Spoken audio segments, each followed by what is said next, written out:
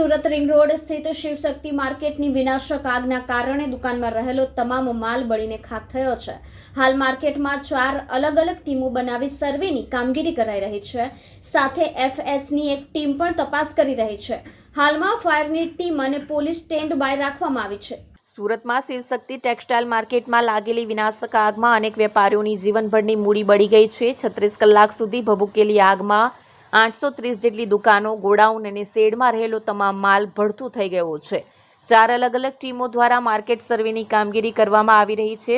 સાથે એફએસએ ટીમ પણ તપાસ કરી રહી છે। હાલમાં ફાયરની ટીમ અને પોલીસની ટીમ સ્ટેન્ડ બાય રાખવામાં આવી છે। હાલ પૂરતો વેપારીઓ માટે પ્રતિબંધ મૂકવામાં આવ્યો છે। કેટલાક વેપારીઓને હજુ ખબર નથી તેમની દુકાન બળી ગઈ છે કે નહીં। સાથે વેપારીઓ સંપૂર્ણ માહિતી આપવા માટે સર્વે શરૂ કરાયો છે। હાલમાં આજે 1 તારીખ થઈ છે 1/3/2025 ના રોજ સવારે સુરત ફાયર બ્રિગેડની 3 ટીમ શિવ માર્કેટમાં સ્ટેન્ડ બાય પોઝિશનમાં હાજર છે। સાથે 25 થી 30 જવાન જેટલા સ્ટેન્ડ બાય મૂકવામાં આવેલા છે। હાલમાં ઉપરી અધિકારીઓ અને સરકાર તરફથી જે શિવ માર્કેટના એસોસિએશન છે એમના માણસો અને પોલીસ ડિપાર્ટમેન્ટ, ફાયર ડિપાર્ટમેન્ટ અને એફએસએલની ટીમો હાલમાં માર્કેટની અંદર કઈ દુકાન બળી જવા પામેલ છે અને કઈ બચી જવા પામેલ છે તેનું સર્વે હાલમાં કરી રહ્યા છે।